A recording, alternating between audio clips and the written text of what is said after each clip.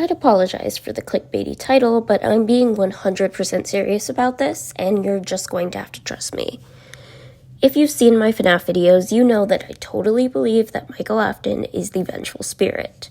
I'm not going to go through a collection of the evidence I've observed because I imagine most of it has been caught before. Except as the title implies, one line. I briefly covered this in a different video, but I don't want people to have to comb through a video over an hour long, so I can make one simple point that wasn't even the topic of that video. Or maybe I'm just evil and trying to reuse content. You can decide that one. Anyway, Ultimate Custom Night is a seemingly diegetic game in which you can select enemies to customize your night. I say diegetic because various lines reference that a spirit, referred to as the vengeful spirit, is doing this as an act of revenge. He's here and always watching, the one you shouldn't have killed. This is how it feels, and you get to experience it over and over and over again, forever. I will never let you leave. There is very little implication as to whether or not other spirits are present, or if the other animatronics are just manifestations of the spirit's memories, or William Afton's memories, whom we presumably play as. The main references I've noticed that are spirit-specific are from Charlie, who might be talking to the vengeful spirit. I don't hate you, but you need to stay out of my way. And Susie. I was the first. I have seen everything. Although her case is a bit more difficult since it could be a memory or manifestation of her. Still, the line I'm discussing is from Nightmare Freddy, who presumably was never possessed in the first place.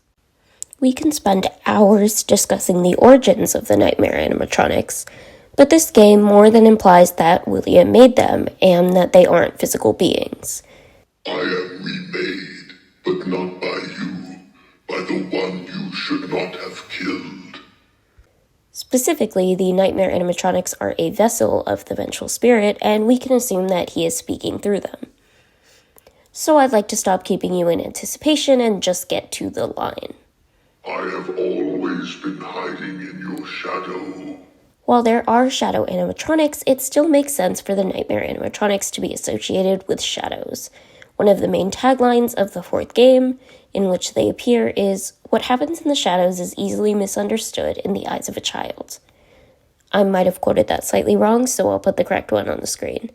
However, these aren't just shadows. Being in the shadows or in shadows is different from being in someone else's shadow. Being in someone else's shadow has a distinct meaning.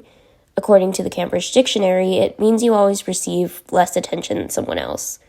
But what's especially interesting is that almost all definitions have an example that involves a family member. That makes perfect sense, really. Have you ever had a particularly impressive parent or sibling?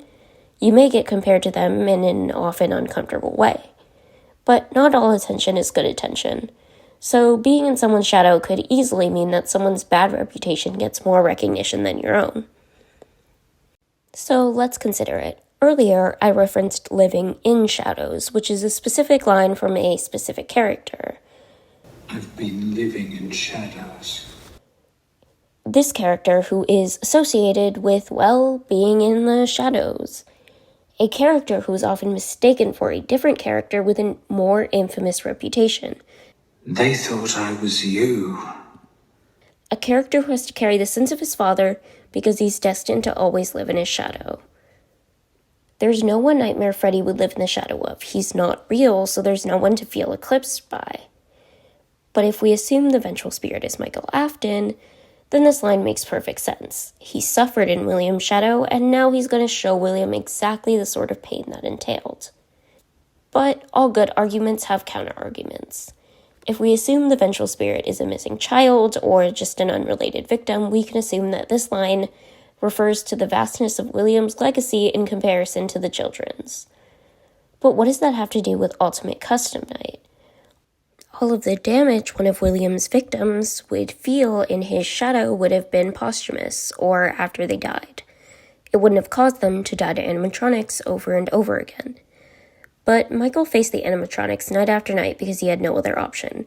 His identity was linked to his father's.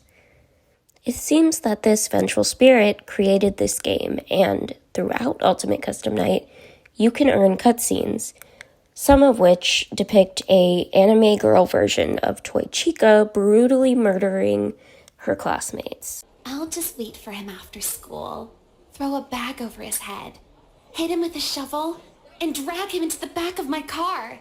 Then, when he wakes up, I'll tell him that someone was trying to kidnap and kill him. I don't know, Balloon Boy maybe. And then I'll tell him that I rescued him. He'll fall for me immediately. So no, I don't think it's impossible for this line to refer to Cassidy or Andrew or whoever, but I find it more compelling as a reference to Michael. This is about the vengeful spirit's death, so the experience of living in William Afton's shadow should be something that brought them to death, not something that destroyed their legacy after death. Although that certainly is an interesting concept. Many believe this is meant to directly parallel William Afton's murder of the missing children, or at least showcase his brutality. Which brings me to the question, if the vengeful spirit feels as if their legacy has been eclipsed by William's, why show William his own legacy? If one of their quarrels with William was that he is more recognized as a murderer than they are as a victim, why would they show a scene that displays way more attention on William and his actions rather than the people affected? Toy Chica's victims get a minimal amount of screen time. Most of it is spent on her planning on how she's going to kill them. And in the next day, we see that she has kept a trophy of sorts from them. However, she never references the person she killed the previous night. The only evidence that it ever occurred is the item in her bag. However, in the context of Nightmare Freddy's line, I believe that a missing child displaying this cutscene would make even less sense. If we assume that the vengeful spirit is Michael, he could be easily saying, "This is the legacy you left me with. Everyone thought I was just as bad as you."